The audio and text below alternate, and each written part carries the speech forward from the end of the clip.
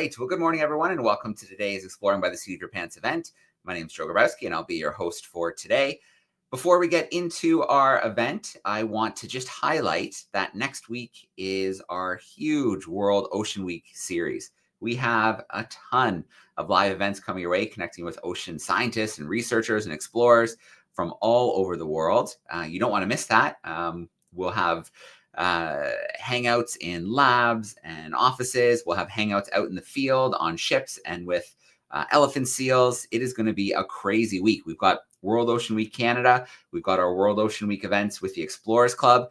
So take a moment and head to the website, exploringbytheseat.com. And then on the main page or the event page, you can find Ocean Week Canada. And you can also find our general Ocean Week events. It's jam-packed. I think you'll probably find something for everyone. And I know there's already some classrooms who are signing up for daily live ocean events. So do check those out and come and join us. Now, today's event is one I've been looking forward to hosting for a while. Not too long ago, I was in South Africa, and I spent my time in a few areas around South Africa. I was up in the greater Kruger area, up in the north. Then I was down in Hans Bay, which is more the ocean regions. And then I spent some time in Cape Town.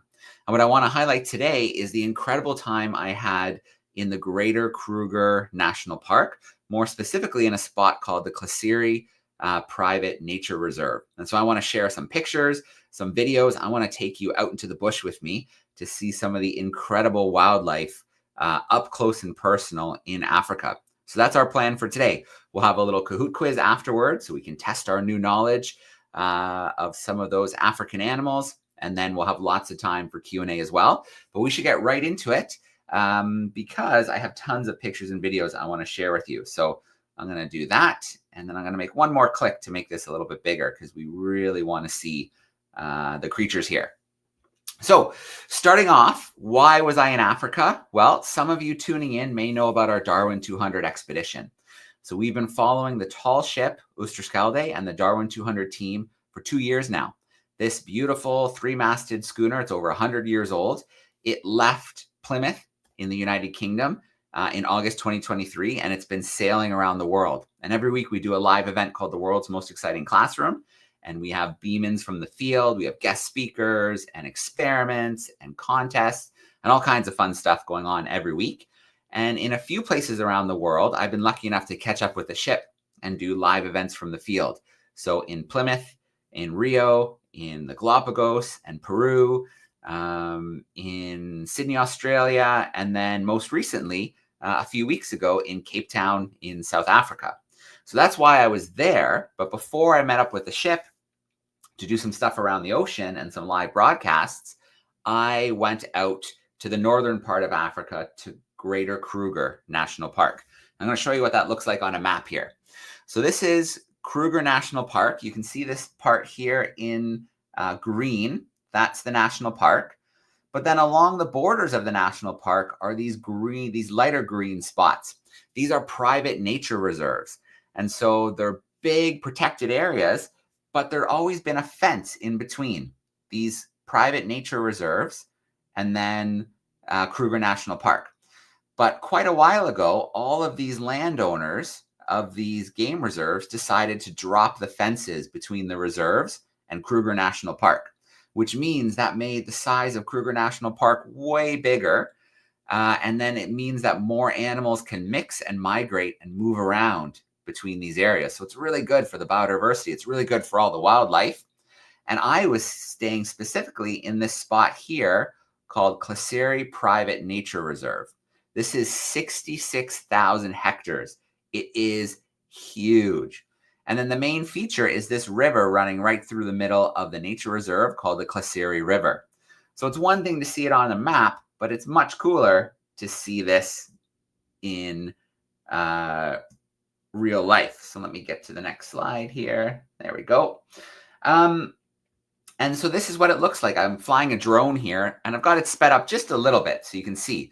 But this is the Klaserie River that runs right through this private nature reserve. It's very important for the animals in the area, especially during the dry season when a lot of the watering holes dry up. They can always kind of find a little bit of water down in the river. And then as I fly up in the drone, you get a feel for what this is like, this bush. No buildings around. It is all private nature reserve, 66,000 hectares of nature reserve here, with the Klaserie River running through the middle. And this was where I spent about a week every day going out and exploring to see what we would find out in the bush. I had my cameras with me. I had my all kinds of things, cameras, GoPros, sound recorders, drones, so I could try and document as much as I could from visiting this area, the Klaserie Private Nature Reserve, part of Greater Kruger. So what did every day look like? Well, I'll show you what every day looked like. We would get up and we would get into our safari vehicle. These are very tough Land Rover type vehicles, can drive through water and over rocks and over bushes. They're very, very tough. And so this is what it looks like to be out in the morning. So the sun's just coming up. And you can see on the front, that's Vusi. Vusi is the tracker. So he's looking around for signs of animals, footprints, maybe the grass is bent, things like that. He's looking for the wildlife. We have Pierre. He is our guide. He's driving the vehicle. And actually, for the first few days, it was just me on the safari vehicle. So just me, Vusi, and Pierre was the name of our guide.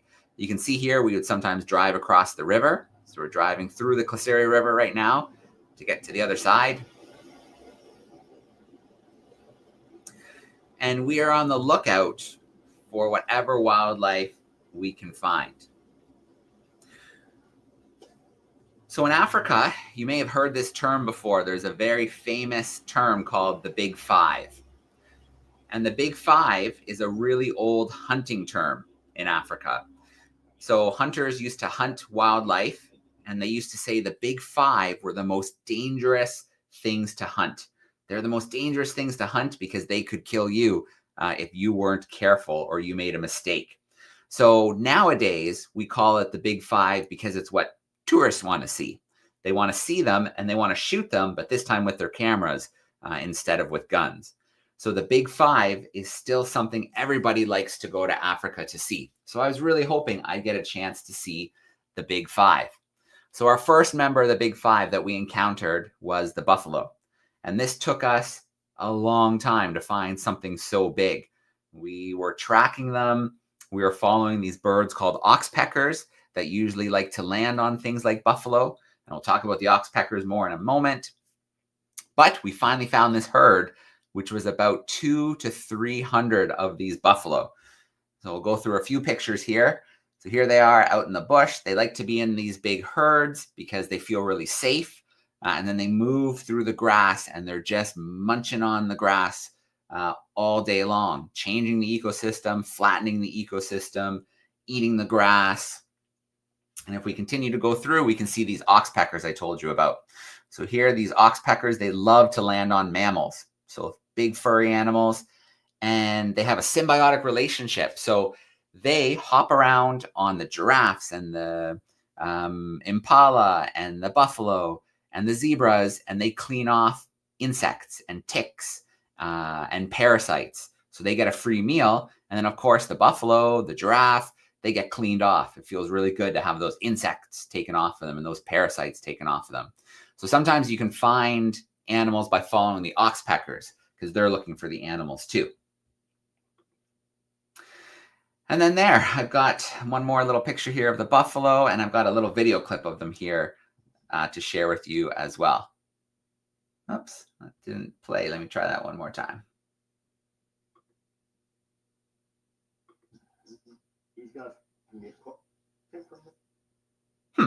That one's not really cooperating, but it might be because it's a really big file and I just loaded it this morning. But what my guide was talking about here was how the buffalo are very temperamental. They're very big. They, unfortunately, in the bush, they kill a lot of people because if you surprise a buffalo, it's going to charge to defend itself. And so they're very temperamental. You have to be careful when you're around them. You have to keep your distance. Yeah, so this video is not going to cooperate, but I think the rest should be okay. This is kind of a new addition, so maybe it just didn't get fully loaded. So let's continue on through our big five.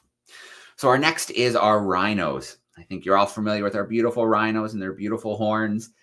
Rhinos are in big trouble in Africa because they are being hunted for their horns. Their horns are very important in Asian markets because they think they have medicinal value. But in reality, they don't. They're made of the same thing that your fingernails and hair are. So if you feel your hair, you look at your fingernails, it's made of keratin. And that's the same thing that a rhino's horn is made out of. But what they have to do here to protect them, so here's the mother with its baby. Here's a nice little close-up of baby rhino. And then if we look at this picture of the mother, there's two things you can see here. You can see some oxpeckers on top there, cleaning off insects and parasites.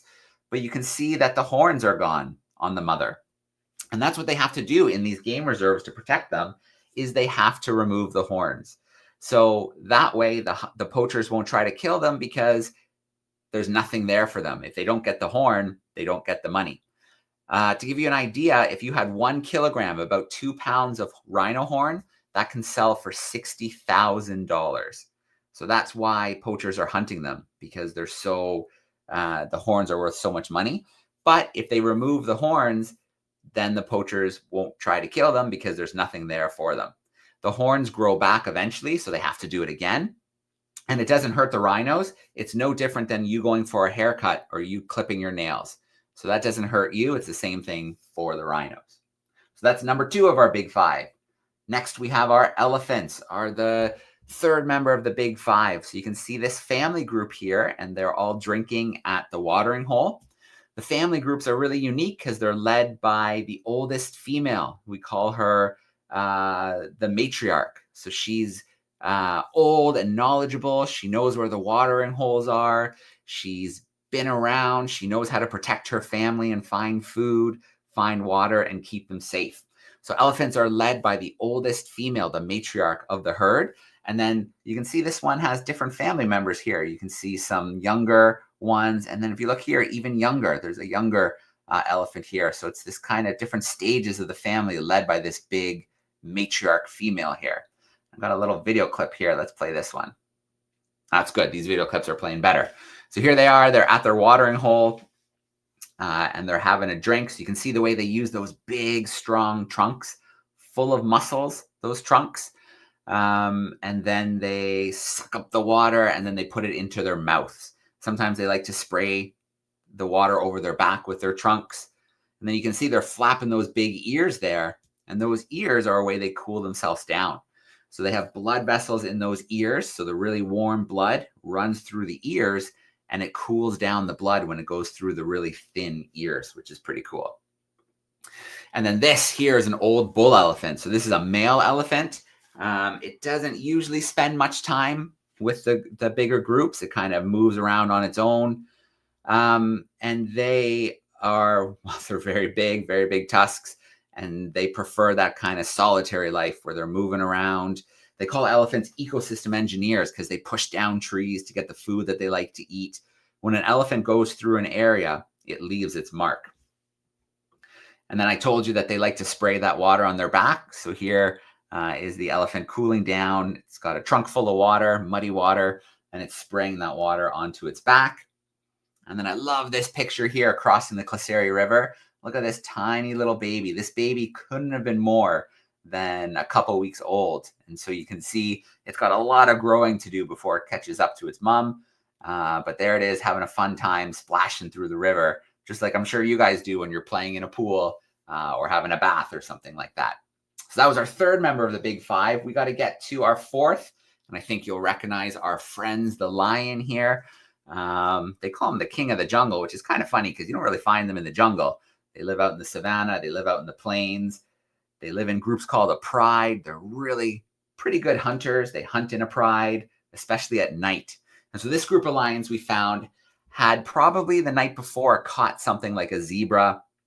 They'd eaten their fill and they were super lazy. They were just laying around. They had big round tummies because they ate so much meat. And so we were able to get really close to them and they didn't really care. So at night you would find them sometimes too. So this female lion had lost her group. So she was walking through the dark and she was looking for the rest of her pride. And the lions, you often hear them roar, which they do, of course, but they also make a lot of really quiet sounds too. And so listen really closely in this video clip to hear the sounds that this female lion's making.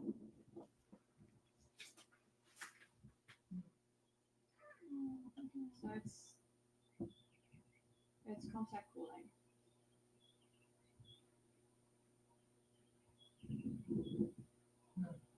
So she's making little whoo sounds, and they call that contact calls.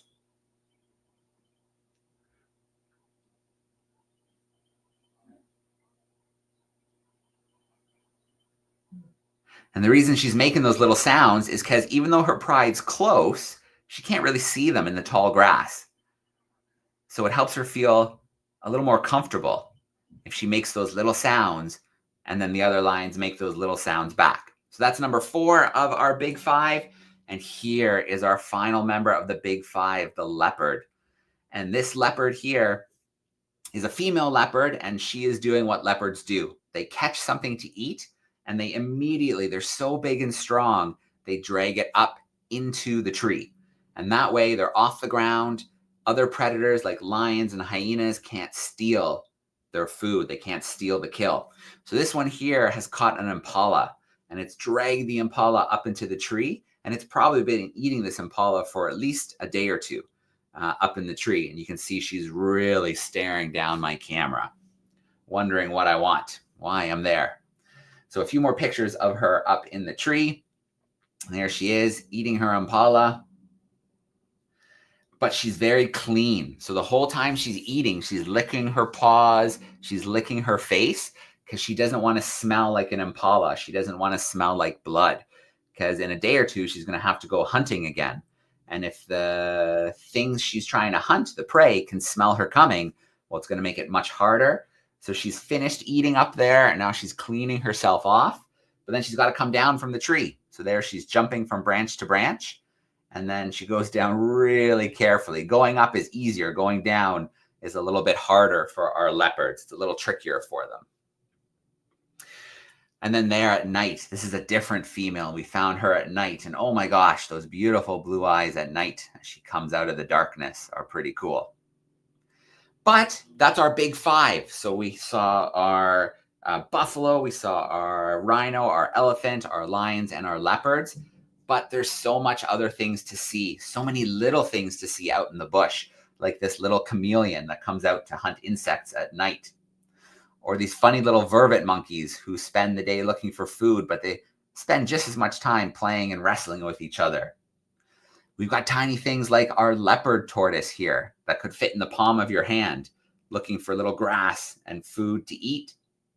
We have our tiny bee eaters that usually hang out in a pair, and they like the same branches, and they jump around and catch bees right out of the air. They're so fast and they're so quick. And we have our rain frogs. So this funny looking blob of a frog lives underground, and it can live underground for years at a time. But then when it rains on the surface, they come up to the top, and that's when they look for a mate or they look for something to eat. So sometimes there can be a drought for a long time in places in Africa where there's no water. And these frogs need water. So they wait underground, safe underground, and they can wait months and sometimes years for water to fall before they come back to the surface. This is a very rich area in birds. There's over 700 species of birds, and some of my favorite are the owls, like this African scops owl, like this spotted eagle owl. This is a Verou's owl that's caught something it's eating up in the tree. And then these are a cute little pair of African barred owlets that are up there in the tree, awake during the day and very curious about my camera. There's no hummingbirds in this part of Africa. I don't think there's any hummingbirds in Africa at all. They're more a North American, South American thing. But we have these sunbirds that do the same thing as hummingbirds. They drink nectar from plants, but they don't flap their wings the same way as a hummingbird does. They can't hover like a hummingbird. There's this weird looking bird called a hammercroft. You can see it likes to live by the water and find frogs and other things to eat. There's funny birds like these spoonbills that eat algae out of the water. I think you can see why it gets the name of the spoonbill. We've got our hornbills like Zazu in the Lion King. And we've got our kingfishers that hover over the water and look for fish and dive down and catch the fish right out of the water. And we've got our beautiful colored birds like our lilac-breasted rollers who have these beautiful purple chests and then these beautiful blue-colored feathers that you really see when they take off like this. But my favorite of all the animals that I saw while I was in South Africa in Greater Kruger were the wild dogs. The wild dogs hunt in a pack, and there are only 4,000 of them left in all of Africa. So they're in big trouble. Things like being killed by humans, losing habitat. There's lots of reasons why the wild dogs are in trouble, but they are the best of the hunters. So a lion, if it goes to hunt, might only catch something 40% of the time, but the wild dogs will catch what they're hunting 90% of the time. They're amazing hunters. This is a pack of 12 of them. And we got to follow them over several days as they played and rested and hunted. And so this is a group of them eating an impala that they caught. But they weren't able to relax and enjoy their dinner for long because the hyenas started to come in to try to steal the impala. So here's 2 hyenas running through the middle of the pack, and they want to steal that meal. They're lazy. They'd much rather steal what they're going to eat.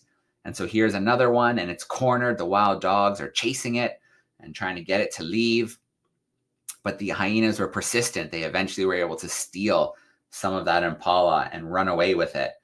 But the wild dogs didn't give up. They wanted to get it back. So in these couple of video clips, you can hear how loud it is, and you can see the way they chase the hyenas. So let's take a look at it.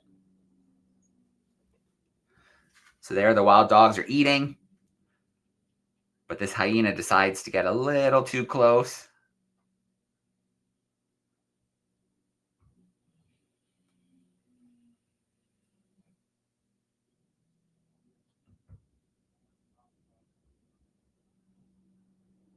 Coming back again. Maybe I can get closer. Nope. The wild dogs don't like that. They don't like that hyena coming to try and steal their food. You wouldn't like it if someone was trying to steal your lunch today or something like that. But the hyenas are very persistent. And in this next clip, 2 of them working together are able to steal some of it.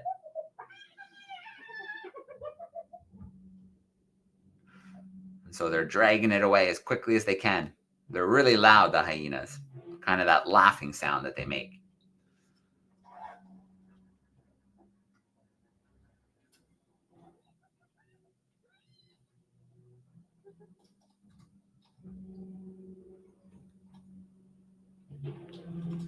You can see the wild dogs are thinking. They're trying to figure out how can we get that food back.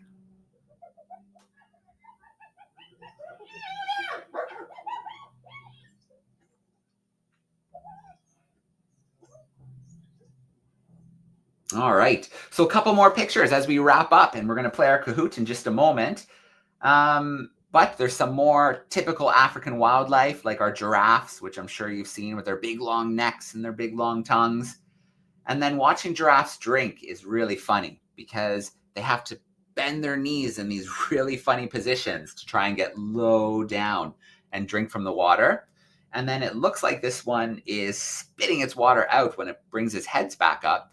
But it's actually, a giraffe has really thick saliva. And it has that really thick saliva in case it eats thorns by mistake when it's eating. And then that coats the thorns and protects the thorns. It stops them from hurting their insides, their stomachs and their intestines while they go through. So when this giraffe lifts its head, it's actually spitting out saliva, big thick saliva that runs down while it's drinking its water. We have our zebras, which I'm sure you've all seen before. We have these 2 here having a little cuddle, a little quiet moment here. And then oftentimes you'll see animals together. So here we are in the safari vehicle, and there's some giraffes on the one side, there's some impalas in the bush, and there's also some zebras. And the reason you find them together like this is because the more ears and the more eyes, the more likely they'll spot predators. So they kind of work together in these herds. And if they're together in a group, it's more likely one of them will smell or see or hear a predator and be able to warn the others.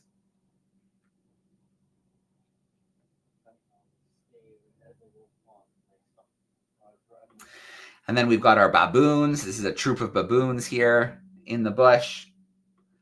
Some wildebeest. There's scavengers like the jackal who will look for food, maybe leftover food from lions or wild dogs when they eat. We've got our warthogs. This is a mother warthog with 2 baby warthogs. And then our last animal today is the impala. So impalas are really important. There's tons and tons of impala everywhere, but they're a very important source of food.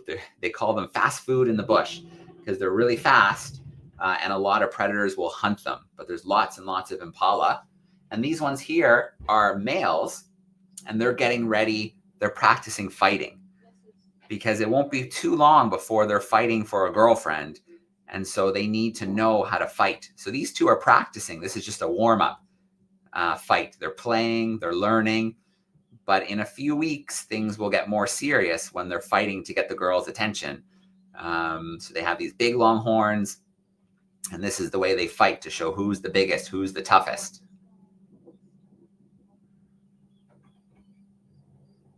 All right. So that's what I want to share with you today. I want to take you out in the bush, share some amazing African wildlife with you, the birds, the reptiles, the mammals. There is so much really amazing things, and we just scratched the surface of the biodiversity that you can find in this part of Africa. So I'm going to come back from my screen share, and then we're going to play a quick Kahoot together. So I'm actually going to share my screen again so we can play Kahoot. Let's get that ready and let's play. So how we play. This might be your first time playing. Maybe you've played a bunch with us. Let's talk about it as it loads. If you want to play along with us, you need to go to kahoot.it, and then it's going to ask you for a PIN number. 846 000. Now, if you have iPad,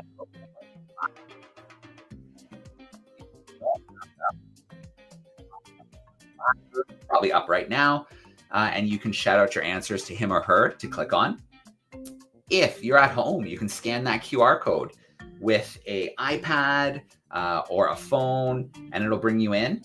If you can't join with technology, that's no big deal at all. You can still play along and see how well you do with the answers. So we've got some true or false. We've got some multiple choice. And that's what we're going to do. I'm going to give maybe a minute more to get a few more groups in here with us, and then we'll play. But I do have a couple questions that have come in via the chat already. So our grade 5 water rockers in Guelph want to know how we got so close to the animals. Were the animals used to us being in their territory? And that's it exactly. So the nice thing about the nature reserves is there's not as many people. If we were in Kruger National Park, there would be a ton more people. There'd be cars everywhere. But in the nature reserves, there's less people, and that helps the animals stay calmer. But also, they're really used to the safari vehicles being out every morning and every evening. And over time, they realize, you know what? These things are around. They never chase us. They never bother us. They never try to eat us. So, we don't really care. And so that's how we get so close to the animals, is the animals just don't care that we're there. They're never threatened by the vehicles or the people in the vehicles. So I think the vehicles just kind of become, something else, something that they're used to seeing. Okay, we've got a crew in Nova Scotia, and they're wondering about the visual difference between male and female leopards. And it's not much other than the males are bigger. So female leopards are much smaller, but the males are much bigger and much more muscular. So most of the time we saw females. We saw 2 female leopards. One was named Shingwezi and the other was named Karula. And then we saw one big male leopard, but only briefly. He was walking through the bush and just wasn't interested in us at all. We just saw him walking through part of the bush and the grass, and then he disappeared, and we didn't see him again. Okay, we're going to get to our camera classrooms in just a moment, but let's play our Kahoot, and then we'll start bringing in more questions from our classrooms. So if you don't have technology, just shout out your answers and see how well you do. First question coming your way. What part of Africa is the Klaserie Private Nature Reserve in? Where is it found? Is it Tanzania? Is it Kenya? Was it in Botswana? Or is it in South Africa? So where is the Klaserie Private Nature Reserve? Was it Tanzania, Kenya, Botswana, or is it in South Africa? We'll give another couple seconds here. And then we'll see how we did.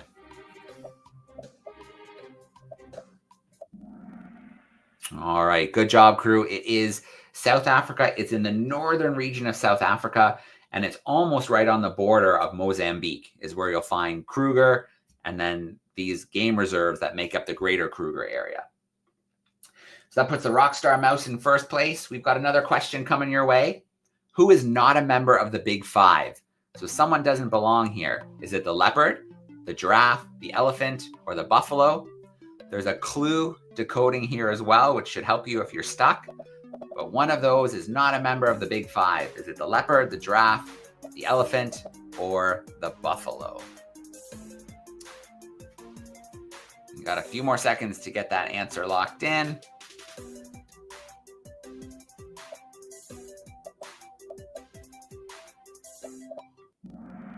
All right, good job, crew. It is the giraffe, is not a member of the Big Five. What does that do to our leaderboard? Let's see. That puts the diligent llama into first place. We've got another question coming your way. True or false? The bull elephant is the leader of a group of elephants. Is that true or false? The bull elephant, so the big male, is the leader of a group of elephants. True or false? What did we talk about today? Is that true or is that false?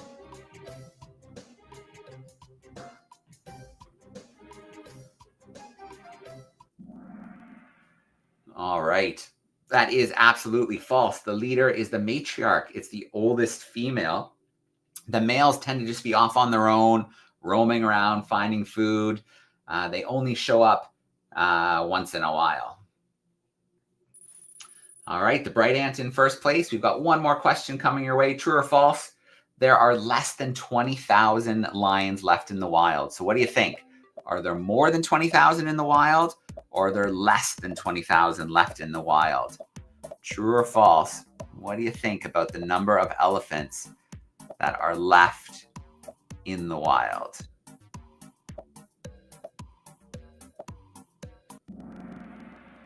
All right. It is true. It's probably more like less than 19,000, could be as low as 16,000. There's actually more lions left in captivity in zoos and as people's pets than there are in the wild. So that's pretty scary. And there's all kinds of reasons they're disappearing.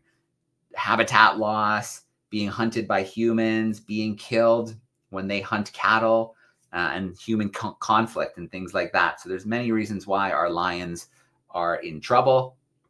So let's take a look here at our podium. In third place, we've got the bright ant. In second place, the diligent llama. And holding down that top spot, we've got the lovely camel. All right, very cool.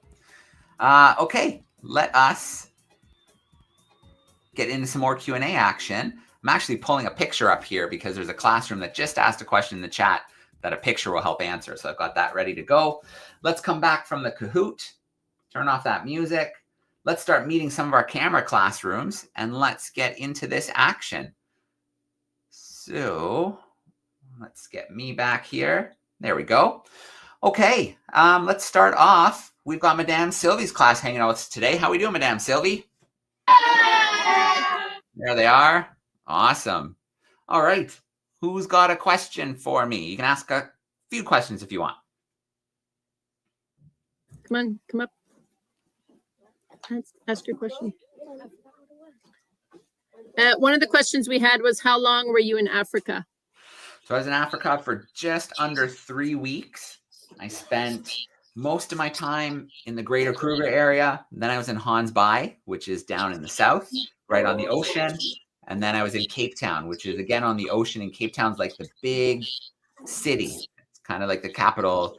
Well, Johannesburg is more officially the capital, I think.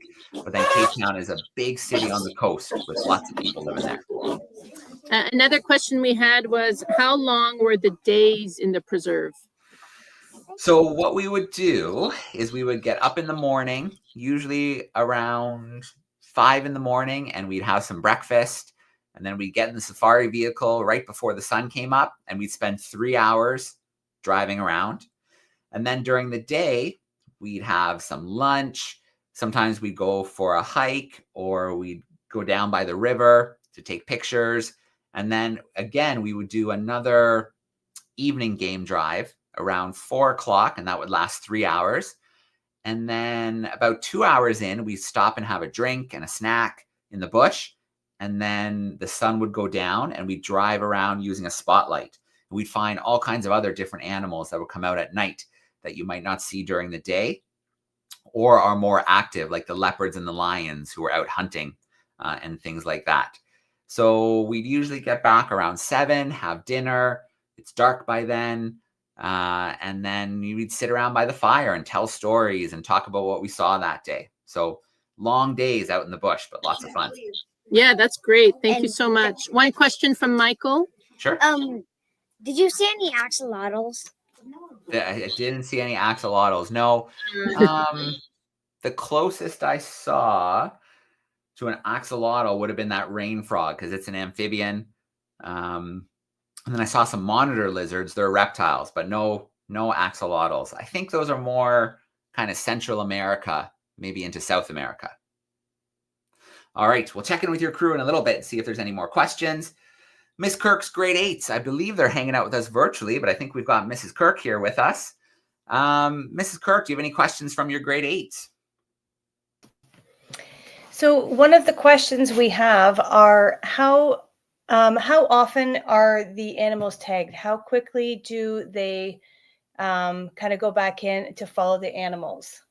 Okay, so there are the Klaserie Private Game Reserve has a team of conservationists, and they go out and they do all sorts of different things. They're looking for poachers who might have snuck into the game reserve. They're looking to see the health of the animals, and then they'll tag them. So you might have seen in the one rhino picture, she has a little tag behind her ear, and there's also a little notch taken out of her ear, and that's so they can identify her easily.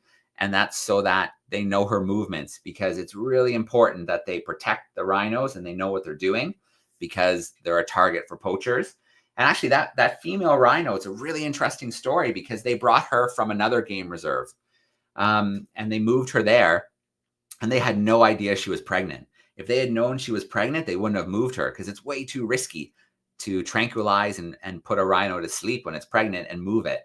So a few weeks after she arrived in the park, she turned up with a baby. And so they were really surprised. They would not have moved her if she'd been like that. This will also help answer a question from another classroom. I'm going to share my screen. Let's see if I can find the picture. They also radio collar the animals. So these are 2 wild dogs. And if you look around their necks, they're both wearing radio collars. And they are a mixture of male and females, but they put the radio collars on the alpha male and the alpha female. So the alpha male and the alpha female are the leaders of the pack, and they're the only members of the pack that breed, so have babies. The other ones don't, because they're not the leaders, and they are there to hunt and support and things like that. But this is the alpha male and female, and they've got those trackers, radio trackers, so they can follow the pack when they need to. So the conservation team is constantly going out in the park. Sometimes they have to change the batteries on the collars. So I think those can last about 6 months to a year. Sometimes they have to go out and tranquilize and take the horns off of the rhinos when they grow back. That takes 2 or 3 years. Sometimes they're going out to patrol some of the fences and see if there's been any illegal activity in the park. So the easy short answer to the question is the team is always going out, the team of conservationists and rangers, and they're always doing something, whether it's flying helicopters to see what's going on, whether it's putting on collars, whether it's changing tracking gear, whether it's just following and watching the animals and seeing how they're doing. So they're always busy, that group. Is the baby healthy? Yeah, Ms. Kirk's class, the baby is healthy and happy, seems to be fine. It's more of a threat to the mother. Had they moved the mother while she was pregnant, she might not have woken up from the sedatives, or the baby might not have survived to be born. But luckily, everything worked out. But I think it was a pretty big surprise when they ended up with a baby rhinoceros that they weren't expecting. But it's pretty cool. Okay, cool. Let's see what we have online. Do they ever separate the dog packs? No, not in this area. Because it's only a group of about 12, there's no reason to separate them. That's a pretty good size. Eventually, if they get the pack gets too big, it'll kind of separate itself.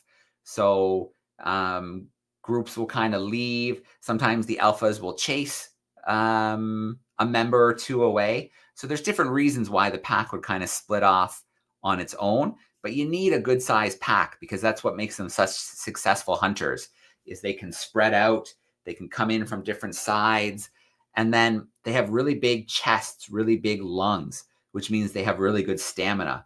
So they're not faster than an impala, but they can run longer than an impala. So an impala gets tired after a little bit, but the wild dogs can run for longer. That's what makes them good hunters as well. Okay, this is from our water rockers. Does taking the horns put them in danger or change their behavior? So not really. The rhinos are so big that lions and hyenas and things like that can't really hunt them. They have big, thick armor. They can still plow over a lion if they need to, because they're so big and they're so strong. The horns mostly come into play when other males are kind of fighting with each other, fighting over territory and females and things like that. So what they try to do is get out and as quickly as possible remove all the horns from the males, because that won't put one at a disadvantage, not having its horn if it needs to kind of defend itself in a disagreement. So rhinos are so big and strong, it doesn't put them at a disadvantage against predators. It doesn't really change them that much. And after 2 or 3 years, it's grown back and they've got to do something about it again. Okay, Miss Sylvie's class is wondering, do they react aggressively towards the vehicles? No, not at all. Sometimes the tracker who sits on the front, Vusi, the hyenas or the leopards sniff his boot when they walk by. So, yeah, they're curious a little bit, but for the most part, they just ignore us like we're not even there. And they didn't react aggressively. The only thing the trackers don't like are snakes. The trackers don't like snakes very much.